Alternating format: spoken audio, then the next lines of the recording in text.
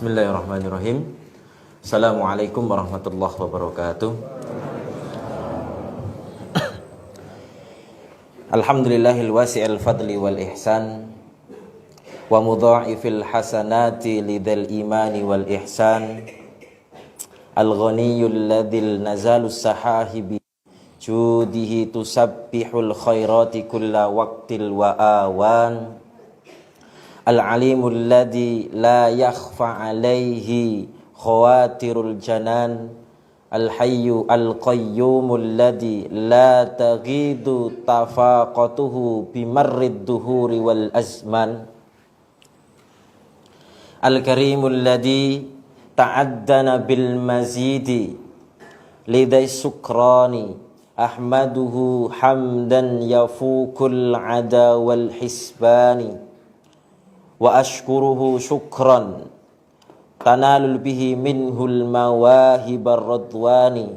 Asyhadu an la ilaha illallah wahdahu la syarika lahu daimil mulki was sultani wa mubrizu kullaman siwahu minal wijdani alimidh dhahiri wa man tawa alaihil janan. Wa asyhadu anna Muhammadan abduhu wa rasuluhu wa khiratuhi min naw'il insani.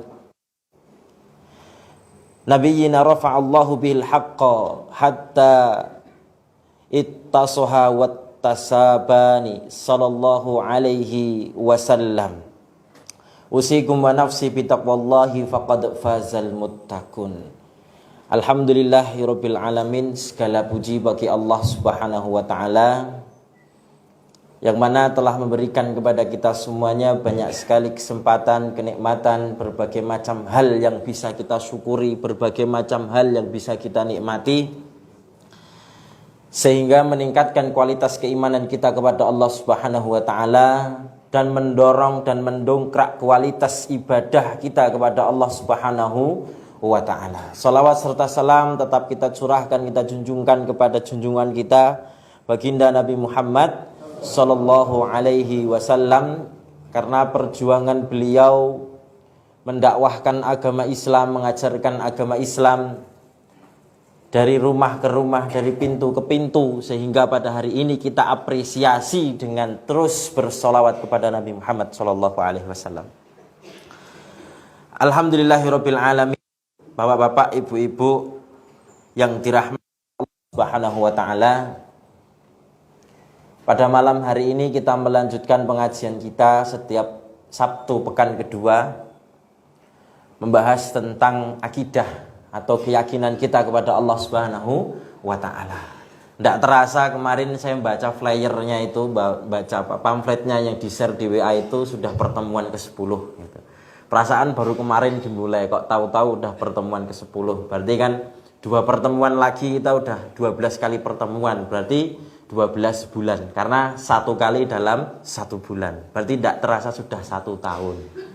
Tidak terasa. Ngaji kok lama-lama setahun, 2 tahun, 3 tahun. Pokoknya ngajinya kita itu tidak boleh lekang oleh waktu, tidak boleh terhambat oleh waktu.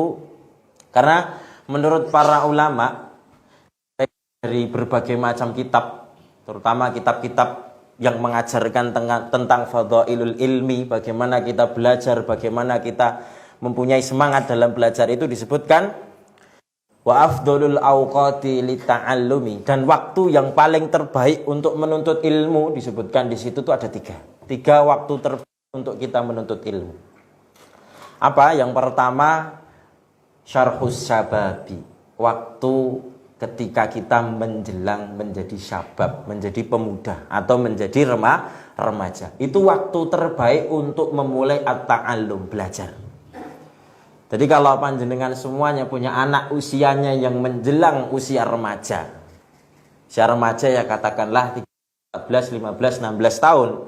Itu waktu yang terbaik untuk dimotivasi, diberikan arahan, diberikan pengertian untuk belajar. 1 itu. Waktu sahur itu waktu terbaik untuk belajar. Jadi mungkin sekira 1 jam atau 45 menit sebelum waktu subuh itu disebut dengan waktu sahar atau waktu sahur. itu waktu yang terbaik untuk belajar. Nah, yang terakhir, waktu yang paling baik untuk belajar itu disebut oleh para ulama ma bainal isya'aini, di antara dua isya. Maksudnya apa? Di antara maghrib dan isya. Ya seperti saat ini nih yang kita lakukan setiap kali kajian itu. Lah itu waktu yang terbaik untuk belajar at-ta'allum. Itu menurut para ulama. Bapak-bapak, ibu-ibu yang dirahmati oleh Allah Subhanahu wa taala. Asa hari Kamis yang lalu kita ada sebuah momen yang spesial. Tentunya kita peringati setiap tahunnya. Peristiwa apa? Isra Mi'raj. Mi'raj itu peristiwa yang fenomenal, gitu banyak hal yang bisa kita ambil jadikan pelajaran. Tidak hanya yang berkaitan tentang sholat, tapi perjalanan Nabi Muhammad Shallallahu Alaihi Wasallam. Nah itu disebutkan dalam tafsir-tafsir, jenengan bisa saksikan, nanti bisa buka buku tafsir sebelum malam Isra Mi'raj itu dilaksanakan. Ada salasu rojulan, datang 3 orang laki-laki Ka'bah. Jadi di Mekah, di Ka'bah itu datang 3 orang laki-laki, kemudian dia bermalam di Mekah. Para sahabat ini janggal, loh ini siapa? Kok tiba-tiba ada 3 orang datang? Setelah malam itu habis, besoknya, waktu besoknya itu Rasulullah Shallallahu Alaihi Wasallam mengalami peristiwa Isra Mi'raj yang kita kenal, yang diabadikan dalam surat Al-Isra ayat pertama. Subhanalladzi asra bi 'abdihi lailan minal masjidil harami ilal masjidil aqsa, dan sampai terakhir. Nah, ketika perjalanannya itu Rasulullah Shallallahu Alaihi Wasallam ketika sebelum berangkat ke Masjidil Aqsa atau ke Palestina itu, Rasulullah itu diangkat malaikat Jibril, kemudian istilahnya itu dibersihkan atau dimandikan menggunakan ma'uz zamzam, menggunakan air zam-zam. Jadi Rasulullah dibersihkan, dimandikan sampai bersih, sampai wangi, kemudian Rasulullah itu diberangkatkan dari Masjidil Haram ilal Masjidil Aqsa bil buraq, dengan menggunakan buraq. Nah, buraq itu apa buraq? Buraq niku napa, Bu? Pak, enten sing kertos? Pripun? Buraq itu kalau disebutkan di dalam kitab-kitab tafsir, bahwasanya para ulama itu sepakat mengsifati buraq. Biar kita ada gambaran buraq itu apa? Buraq itu wa huwa dabatun abyadun. Binatang biasa abyadun, warnanya itu putih. Lah bentuknya itu bagaimana? Fauqal himari wa dunal baghal, kata para ulama. Seperti kuda dan seperti keledai, di tengah-tengahnya itu. Gambaran paling rincinya itu kalau jenengan ingin menggambarkan gimana sih buraq itu diciptakan, dan buraq itu membawa Rasulullah Shallallahu Alaihi Wasallam, karena fauqal himari wa dunal baghal, ya mirip keledai tapi bukan keledai, mirip kuda tapi bukan kuda. Gambarannya kalau jenengan pernah lihat filmnya itu film barat, terus genrenya itu yang ada perang-perang zaman-zaman dulu, itu kan suka ada binatang-binatangnya. Binatangnya kuda, terus ada sayapnya. Nah, kira-kira gambarannya seperti itu, biar jenengan tidak bingung. Ya, maksudnya itu bagaimana? Lah itu buraq.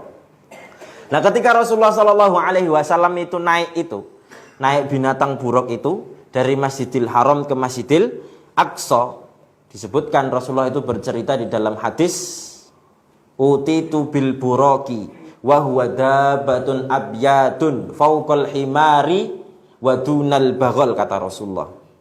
Kemudian faraqibtuhu fasarobi hatta ataita baital maqdisi farabattu ad-dabbatu bil halqatil lati yarbitu fiha al-anbiya. Ketika Rasulullah sampai di Masjidil Aqsa, yarbitu, buraqnya itu tuh ditali dengan rantai.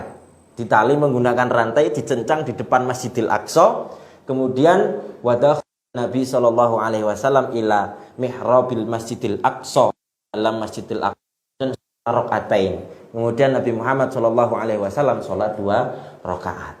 Nah, yang kita tahu ketika selesai 2 rakaat itu Rasulullah Shallallahu Alaihi Wasallam itu langsung naik ke langit. Itu kan yang biasa kita tahu. Tapi ternyata di para ahli tafsir setelah summa dakhaltu fa shallaitu fihi rakaatain, setelah Rasulullah Shallallahu Alaihi Wasallam sholat 2 rakaat, summa kharajtu, kemudian aku atau Rasulullah Shallallahu Alaihi Wasallam keluar, fa atani Jibril biinain, tiba-tiba malaikat Jibril itu datang dengan membawa inak. Inak itu gelas, kira-kira itu gelas seperti ini. Biina aini, malaikat Jibril itu datang membawa 2 gelas. Isinya apa? Inain khamrin wa inain labanin. 1 gelas isinya susu, 1 gelas isinya khamr. Kemudian kata Rasulullah Shallallahu Alaihi Wasallam,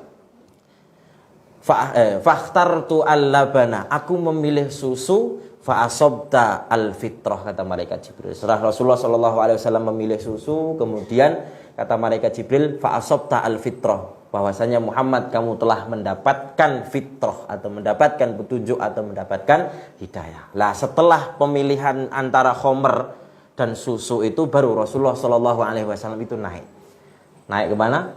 Ke langit pertama. Naik langit pertama bertemu dengan Nabi Adam.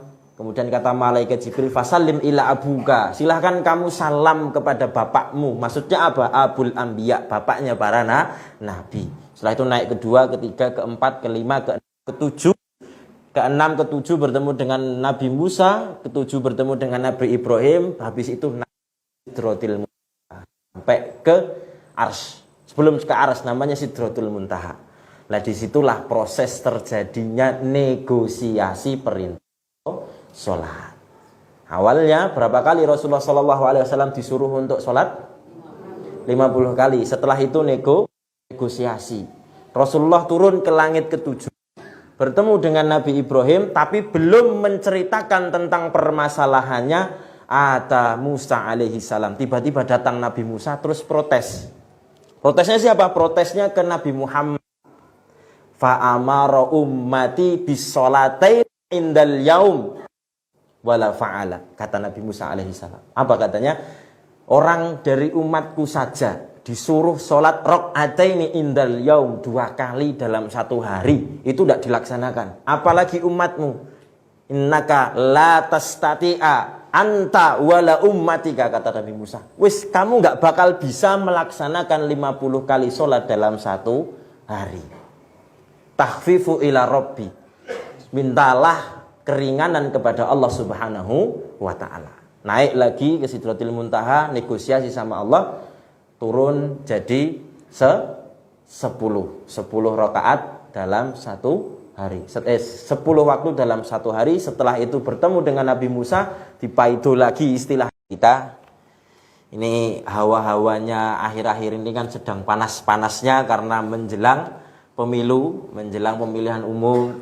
Saya seringkali di WA, seringkali ditanyai milih apa, bagaimana. Itu urusan pribadi saya. Kalaupun ada yang sepaham dengan saya ya monggo, kalaupun ada yang berseberangan kita tetap bersaudara. Gitu loh. Tapi prinsip-prinsip untuk memilih itu kan tentunya sesuai, pastinya sesuai orangnya itu baik. Pastikan orangnya baik, kemudian orangnya dilihat dari karakternya sehari-hari itu bisa kita maklumi, dan kemudian setelah itu baru sesuai dengan hati nurani kita. Kalaupun ada yang berbeda ya toh juga nggak masalah. Kenapa kalau berbeda kita harus bergontok-gontokan atau bermusuh-musuhan? Ya nggak perlu gitu. Jadi ya untuk urusan pemilu-pemilu itu silahkan sesuai dengan keyakinan hati kalian masing-masing, hati panjenengan sedanten. Kita fokusnya hanya mengaji saja. Nah, masuk dalam pembahasan akidah, bulan kemarin kita selesaikan tentang 10 pembatal syahadat. Untuk menguatkan tentang kaitannya dengan syahadat, disebutkan bahwasanya boten enten spidol nggih. Biasanya enten. Oh enten.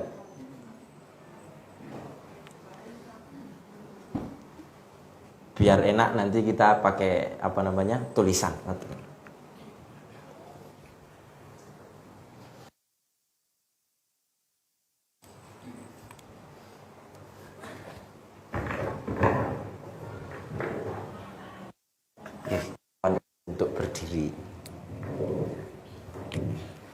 melanjutkan pembahasan akidah kita, ada satu hadis.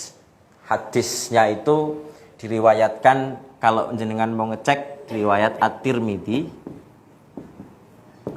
Di dalam riwayat At-Tirmidzi nomor hadis 2516, ataupun kalian jenengan sedanten mau ngecek di dalam Musnad Imam Ahmad nomor hadis 2669, atau an Nawawi hadis nomor 11. Di dalam tersebut diceritakan, dan bisa cek riwayat Tirmidzi 2516, Musnad Imam Ahmad 2610. Kita belajar tentang hadis juga. Abdullah bin Abbas bin Abdul Muthalib bin Hashim bin Abdul Manaf al-Hashimi al-Quraisy. Nah, kalau kita mau belajar hadis yang lengkap itu seperti ini. Satu periwayatnya itu kita harus hafal namanya. Abdullah bin Abbas bin Abdillah al-Muthalib al-Hashimi bin Abdul Manaf al-Hashimi al-Quraisy itu lahir kama qala fi riwayatin, ada yang mengatakan tahun ketiga atau tahun keempat qoblal hijrah. Maksudnya sebelum hijrah ke Madinah, dan tahun wafatnya itu perbedaan para ulama 67, 68, 69, 70 Hijriah. Ini tahun wafatnya sahabat Abdullah bin Abbas. Terkenalnya, ini sahabat sangat terkenal sekali karena beliau ini salah satu pakar fikihnya pada zaman itu. Nah, Abdullah bin Abbas itu punya kunyah. Sahabat Nabi itu selalu punya nama julukan. Nama julukannya Ibnu Abbas itu adalah Abul Abbas. Abbas, dan terkenalnya ismul masyhur, nama yang terkenal itu Ibnu Abbas. Padahal Ibnu Abbas itu nama bapaknya, namanya dia aslinya Abdullah. Nah, diceritakan dalam hadis itu, kuntu khalfan Nabi sallallahu alaihi wasallam, aku berada di belakang Nabi. Saat itu Rasulullah sallallahu alaihi wasallam bersama sahabat Ibnu Abbas melakukan sebuah perjalanan. Mungkin gambarannya waktu itu naik onta, Rasulullah di depan, Ibnu Abbas berada di belakang. Tiba-tiba Rasulullah sallallahu alaihi wasallam bersabda, ya dengan gulam, ya gulamin, inni u'allimuka kalimatin, akan kuajarkan kepadamu, akan aku wasiatkan kepadamu, u'allimatin. Yang pertama, kata Rasulullah sallallahu alaihi wasallam, u'allimuka kalimatin, ikhfadillaha yahfadka, ikhfadillaha tajidhu tujahaka, wa fas'alillah, wa idasta'anta fasta'in billah, wa'lam annal ummata law ijtama'at ala yanfa'uka bisyai'in lam yanfa'uka illa bisyai'in qad katabahu Allahu laka, walau ijtama'u ala ayyadurruka bisyai'in lam yadurruka illa bisyai'in qad katabahu Allahu alaika. Di situ ada beberapa poin yang berkaitan tentang akidah kita kepada Allah Subhanahu wa taala. Yang pertama,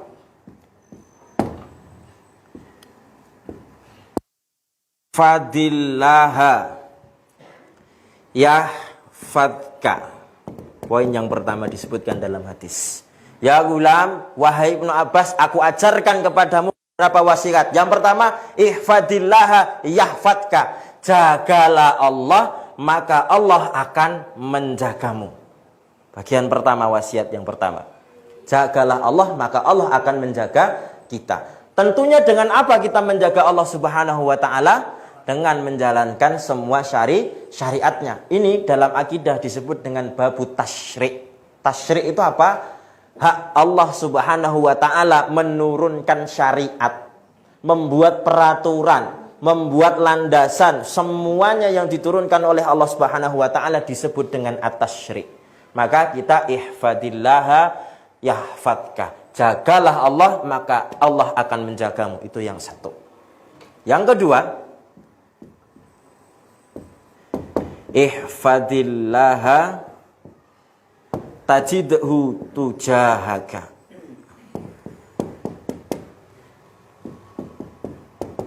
Jagalah Allah, tajidhu, maka engkau akan menemukan Allah di hadapanmu. Maksudnya, ini sambungannya dari yang pertama, ketika kita menjaga Allah Subhanahu wa taala dengan menjalankan semua aturan perintahnya, mempercayai qada dan qadarnya. Menjaga itu tidak hanya menjalankan kemudian meninggalkan yang dilarang, tapi juga mempercayai semua qada dan qadarnya Allah Subhanahu wa taala. Apapun yang ditetapkan, apapun yang diputuskan, kita jaga. Tajidhu tujahaka, maka engkau akan menemukan Allah di hadapanmu. Maksudnya, apapun permasalahan yang sedang kita hadapi, dengan kita menjaga Allah Subhanahu wa taala, maka akan mendapatkan kemudahan dari Allah. Itu yang kedua. Kemudian yang ketiga, wa idza sa'alta fas'alillah, sa'alta fas'alillah.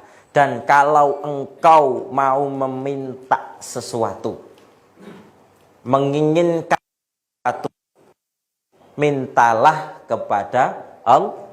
Fas'alillah, mintalah kepada Allah.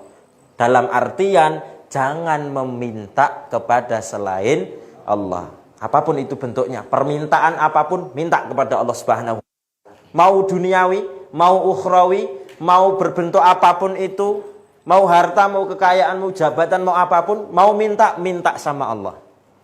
Kemudian yang keempat, wa idza anta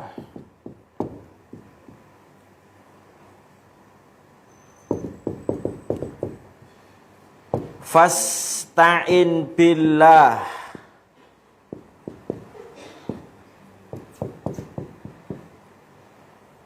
Kalau engkau mau meminta pertolongan, apapun bentuk pertolongannya, sedang dalam keadaan terpojok, sedang dalam keadaan terpepet, sedang dalam keadaan gelisah, tidak enak, tidak mampu, wa idza anta fasta'in billah, maka mintalah kepada Allah Subhanahu wa taala. Lah kenapa demikian? Ini ada ceritanya. Ceritanya di mana? Cerita Nabi Yunus alaihi salam. Ada yang tahu cerita Nabi Yunus alaihi salam? Enten sing ngertos, Pak? Bu, cerita Nabi Yunus alaihi salam? Enten? Cerita Nabi Yunus alaihi salam yang kita kenal, Nabi Yunus alaihi salam itu dimakan ikan. Tapi sebab Nabi Yunus dimakan ikan itu apa tahu? Ngertos?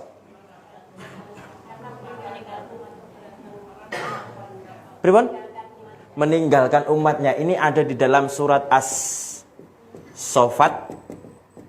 ayat 139 sampai 145, surat Al-Anbiya ayat 87 sampai 88. Dalam surat As-Saffat ayat 39 disebutkan, wa inna Yunusa laminal mursalin, dan sesungguhnya Nabi Yunus alaihi salam itu termasuk para rasul, termasuk para utusan. Kemudian dilanjutkan oleh Allah Subhanahu wa taala, idz abqa ilal fulkil mashhun. Ceritanya waktu itu Nabi Yunus alaihi salam mutung. Kenapa mutung? Karena itu yang mau mengikuti ajaran Nabi Yunus alaihi salam cuma 2 orang. Tok til. Setelah bertahun-tahun didakwai, cuma 2 orang yang mau mengikuti ajaran Nabi Yunus alaihi salam. Akhirnya apa? Nabi Yunus alaihi salam ngomong sama Allah, ya Allah, tolong berikan azab kepada kaumku. Mintanya langsung. Tapi apa kata Allah Subhanahu wa taala? Tunggu 10 hari kemudian. Gara-gara Nabi Yunus alaihi salam tidak mau sabar. Dia tidak mau menerima ketetapan Allah Subhanahu wa taala. Merasa kalau nabi itu bisa punya privilege yang tinggi. Kalau minta sekarang ya sekarang, nggak bisa nanti-nanti. Nah, itu pelajarannya bisa kita ambil.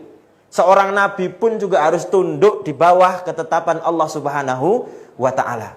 Nah, ketika Yunus alaihi salam itu mutung, nabi itu keluar ke pinggir pantai. Pinggir pantai, fa'abqa ilal fulkil mashun. Dalam Al-Qur'an surat As-Saffat ayat 140 itu Nabi Yunus alaihi salam bertemu dengan kapal. Kapalnya siapa? Kapalnya salah satu kaumnya yang sedang berada di laut. Berada di pinggir pantai, ketemu Nabi Yunus alaihi salam, akhirnya dikenali. Nabi Yunus suruh naik, tapi kondisi kapalnya apa? Ilal fulkil mashun. Kapalnya itu dalam keadaan penuh. Penuh barang, penuh muatan, tapi Nabi Yunus itu naik. Setelah itu dijelaskan dalam ayat 141-nya, fasahama fakana minal mudkhadin. Dalam tengah-tengah laut.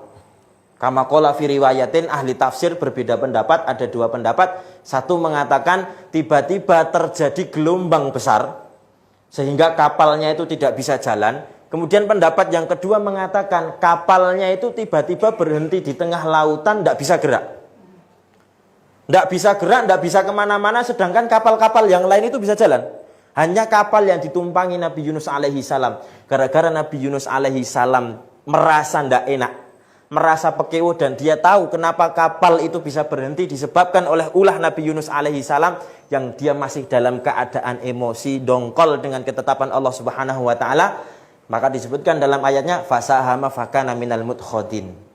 Diadakan yang namanya undian.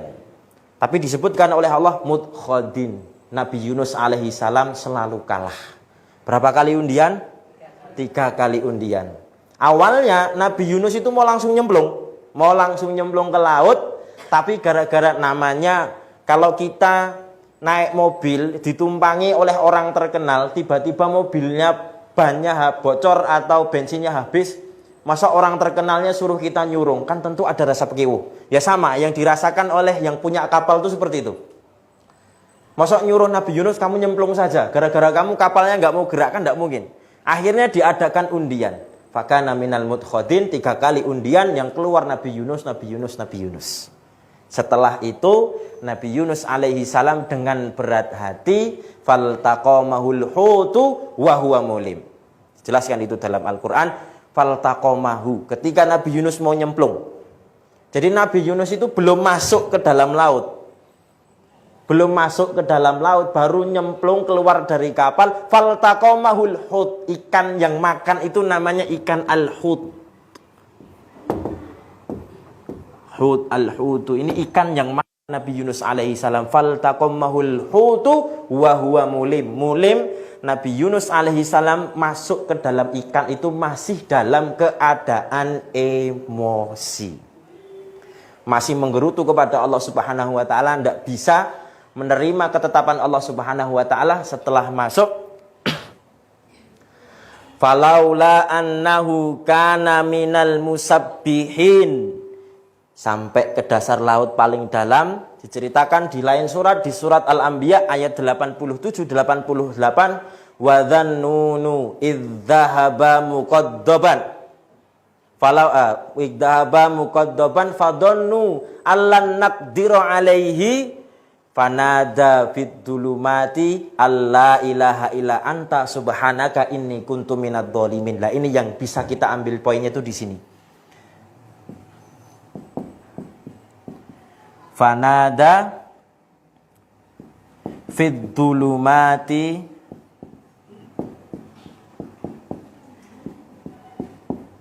alla ilaha illa anta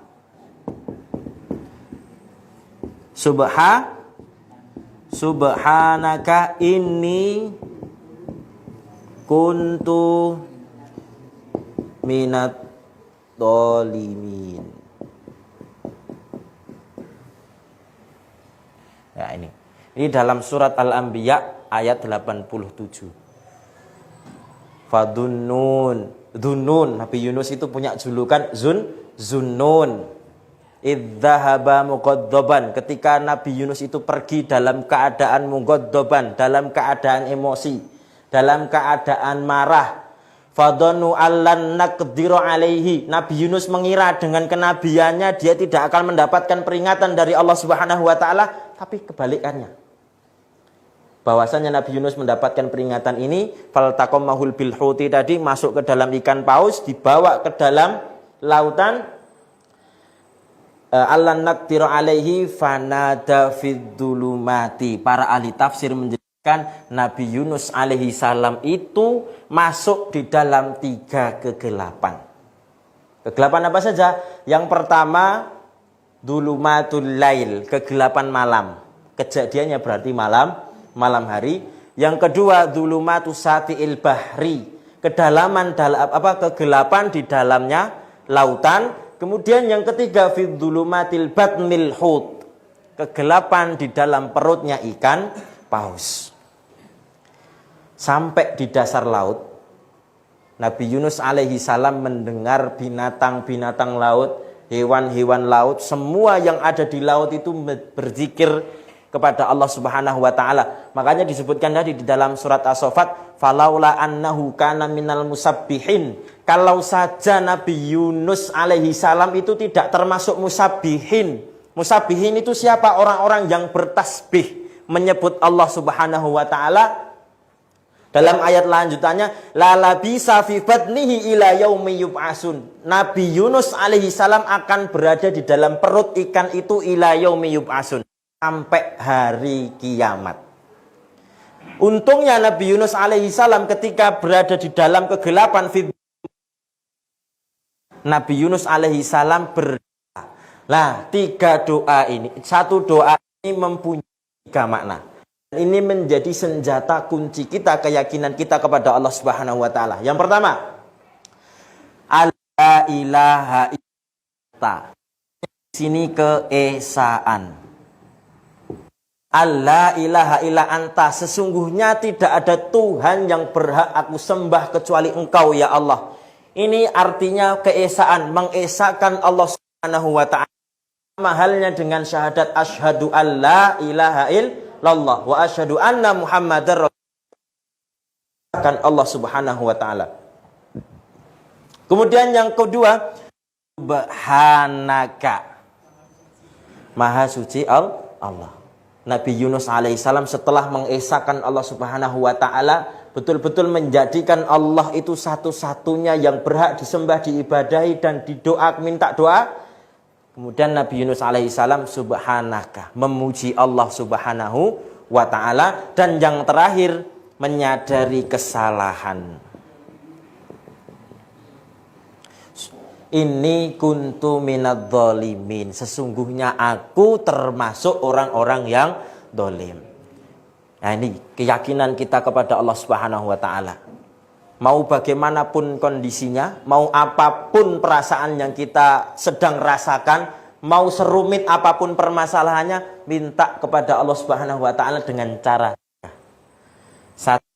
Allah meyakinkan bahwasanya Allah itu satu-satunya yang berhak disembah dan ibadahi. Kemudian yang kedua, subhanaka, memuji Allah Subhanahu wa taala. Yang ketiga, kita menghamba kepada Allah, merasa lemah, merasa tidak berdaya, merasa tidak mampu kepada Allah Subhanahu wa taala.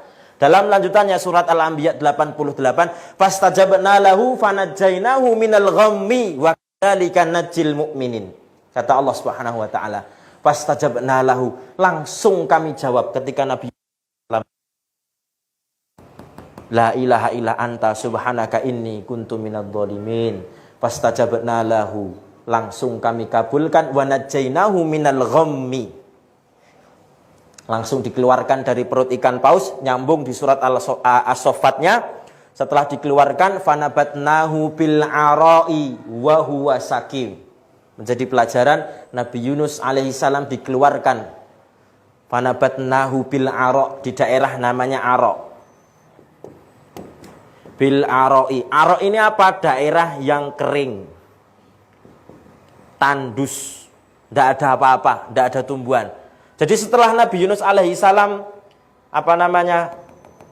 berdoa kepada Allah Subhanahu wa taala, setelah ditolong, apa langsung selesai permasalahannya? Tidak, masih diuji. Ini fanabatnahu bil ara'. muncul ke Arok. Arok itu apa? Arok itu tanah yang kering, tanah yang tandus, tidak ada tumbuhan, tidak ada apa-apa. Wahuwa sakim. Nabi Yunus alaihissalam dalam keadaan sakim. Sakim itu apa? Sakim itu sakit. Para ahli tafsir berbeda pendapat. Sakimnya Nabi Yunus alaihissalam itu dikarenakan, jadi kulitnya itu diceritakan mengelupas. Semua kulit Nabi Yunus alaihissalam itu mengelupas, bahkan sampai tidak ada bulunya. Gara-gara apa? Gara-gara di dalam perut ikan itu diguncang-guncang. Di lambung ikan hut itu diguncang-guncang, seperti dikocok-kocok seperti itu, kemudian dimuntahkan. Sehingga kulit Nabi Yunus ini semua mengelupas, semuanya hilang. Tiba di daerah yang tidak apa-apanya. Tidak ada apa-apanya. Bisa kita bayangkan betapa susahnya. Dilanjutkan di dalam surat As-Saffat ayat yang 145-46. Fa'ambasna alaihi syajaratan min yaqtin, kata Allah Subhanahu wa taala.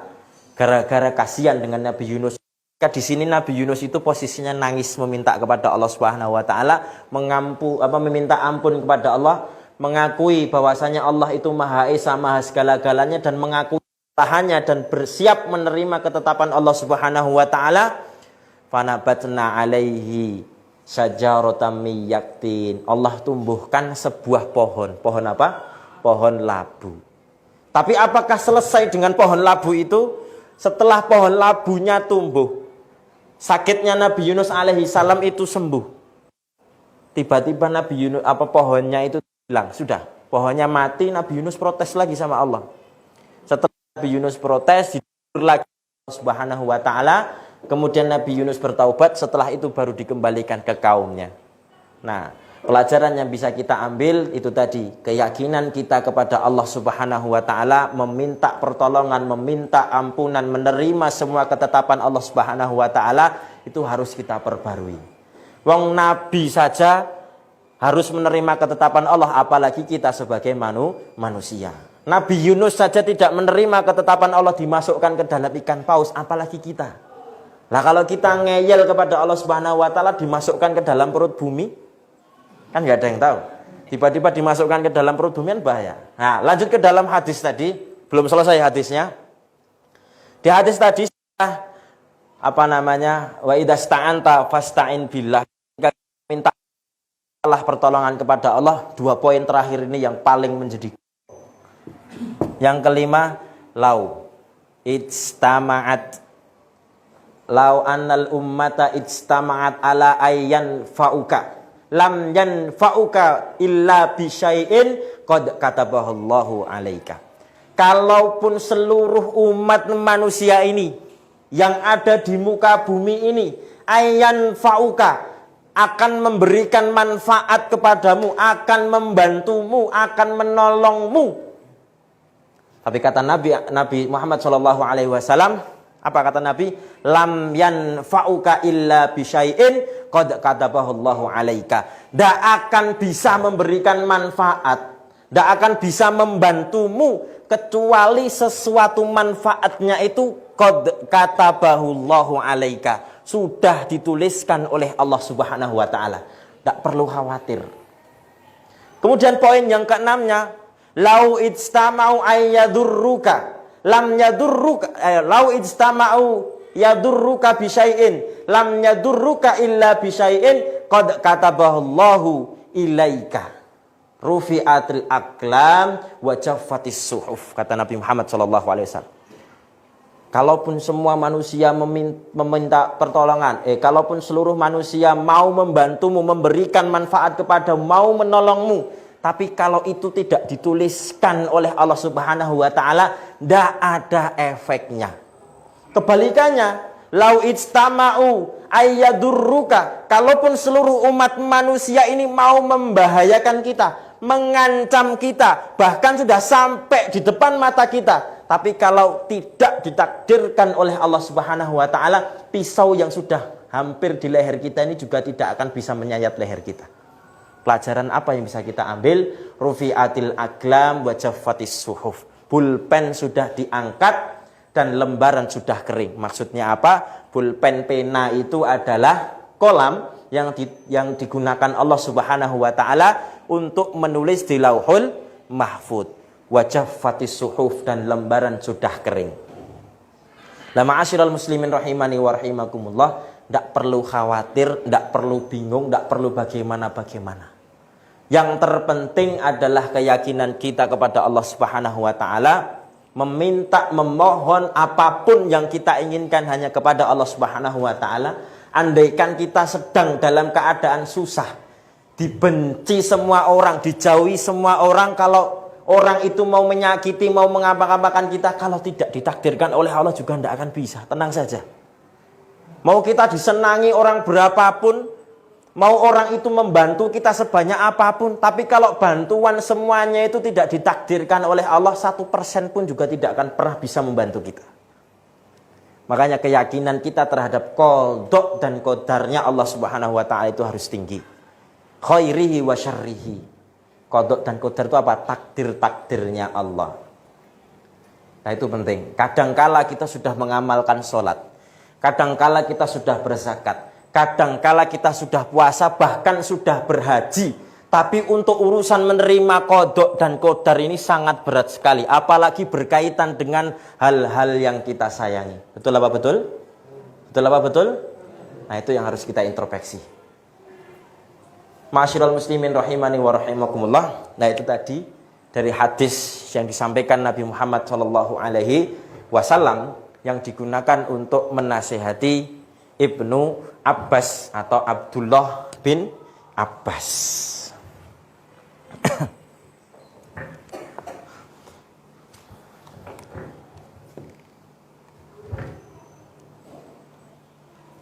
Nah, sudah lagi capek berdiri. Bapak-bapak, ibu-ibu yang dirahmati oleh Allah Subhanahu wa taala, dari cerita Nabi Yunus dan dari nasihat Nabi Muhammad SAW itu tadi seharusnya bisa membuka mindset kita untuk menjalani kehidupan. Tentunya berkaitan tentang besok tanggal 14 Februari itu, kalau kita percaya dengan ketetapan Allah Subhanahu wa taala, apapun yang kita pilih, apapun yang kita usahakan, kalau memang takdirnya bukan orang yang kita pilih, orang yang kita pilih juga tidak akan menjadi yang diangkat. Tapi bahkan orang yang tidak kita pilih dan bahkan orang yang kita benci, justru dia bisa jadi yang naik ke atas, karena semua ini ketetapan dari Allah Subhanahu wa taala. Yang penting kita usahakan secara maksimal dengan cara yang benar, dengan keyakinan kepada Allah Subhanahu wa taala yang tulus. Kenapa demikian? Manusia itu sifatnya berubah-berubah. Boleh jadi hari ini orang yang kita anggap orang yang betul, boleh jadi hari ini orang yang kita anggap orang yang soleh, boleh jadi orang yang hari ini menjadi panutan dan idola kita, besok hari dibalikkan hatinya oleh Allah Subhanahu wa taala. Boleh jadi. Dan boleh jadi yang hari ini kita pandang dengan sebelah mata, kita pandang dengan remeh, kita pandang dengan kebencian, besok dibalikkan oleh Allah Subhanahu wa taala menjadi orang yang baik. Dalam kompetisi-kompetisi seperti ini, fair-fair saja. Berjuang sebisanya, semampunya, jangan sampai menghilangkan yang namanya ukhuwah. Jangan sampai menghilangkan yang namanya persaudaraan. Boleh berbeda, visi misinya berbeda juga tidak apa-apa, monggo-monggo saja. Yang terpenting kerukunan di antara kita, dan apa yang kita pilih itu bisa menaikkan nilai tingkat kualitas ibadah kita di hadapan Allah Subhanahu wa taala. Siap nggih? Siap? Nah, insyaallah. Ya, walaupun tadi pagi saya itu membuat status WA. Jarang-jarang saya itu membuat status WA. Saya membuat status WA. Ini saya bukan mengajari ataupun saya bukan bagaimana-bagaimana. Saya cuma menceritakan status WA saya. Status WA saya itu begini. Di dalam kisah sahabat Rasulullah SAW, Bilal bin Rabah. Ngertos Bilal bin Rabah? Sahabat Rasulullah yang dia jago adzan, tapi orangnya itu hitam. Orangnya hitam, dia dulu itu budak. Sebelum diangkat oleh salah satu sahabat Nabi yang lain, sebelum dibebaskan, dia itu budak, disiksa, hidupnya itu kasihan, merana, macam-macam. Ada satu kejadian yang cerita ini saya dapat itu dari pelajaran SD. Sampai hari ini saya kenang betul tentang cerita itu. Ketika Bilal bin Rabah di ujung-ujung dia disiksa, sebelum dia diselamatkan, di ujung-ujung dia disiksa, dia dibawa ke tengah padang pasir. Nah, di dalam tengah padang pasir itu 2 tangan ditali, 2 kakinya ditali, seluruh pakaiannya itu dilepas, dan di atas perutnya itu ditaruh batu yang sangat besar. Kata majikannya, kamu kalau mengucapkan, bahasanya begini, asyhadu billata wal uzza. Lata wal uzza itu berhala zaman Nabi Muhammad SAW. Kalau kamu mau bersaksi atas nama Lata dan Uzza, berhala-berhala itu tak lepaskan dari siksamu. Tapi apa kata Bilal bin Rabah? Sekali lagi, ini saya hanya menceritakan kisah Bilal bin Rabah ya. Yang dikatakan Bilal bin Rabah ketika di posisi itu adalah ahad, ahad, ahad. Artinya 111. Tapi ini berkaitan dengan cerita Bilal bin Rabah. Jangan disalah artikan. Ngoten nggih, paham nggih maksud saya nggih? Nggih, itu hanya cerita Bilal bin Rabah. Ngoten. Nggih, demikian mawon, ini selingan-selingan mawon. Jadi cerita Bilal bin Rabahnya itu seperti itu. Ketika dia diingatkan itu ahad, ahad, ahad, 111. Tapi ini cerita Bilal bin Rabah. Pun ngoten mawon, Bapak-bapak, Ibu-ibu yang dirahmati oleh Allah Subhanahu wa taala.